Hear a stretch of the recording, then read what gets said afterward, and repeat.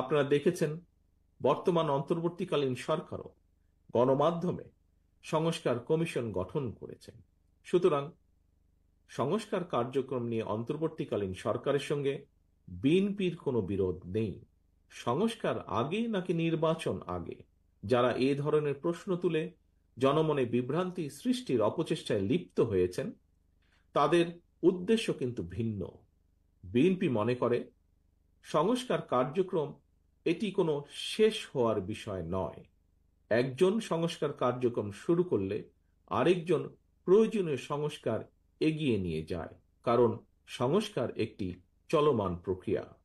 তবে সরকারে কিংবা সরকারের বাইরে আমাদের প্রত্যেকের মনে রাখা দরকার, গণতান্ত্রিক রাজনৈতিক সংস্কৃতির গুণগত উত্তরণ ছাড়া পুঁথিগত সংস্কার অনেকটাই অকার্যকর। সংস্কার কার্যক্রমকে কার্যকর করতে চাইলে সবার আগে জনগণের নিত্য দিনের দুর্দশা লাঘবের ব্যবস্থা করা দরকার। জনগণের নিত্য প্রয়োজনীয় সরবরাহ নিশ্চিত করা না গেলে সংস্কার কার্যক্রমের কাঙ্ক্ষিত সুফল পাওয়া যাবে না।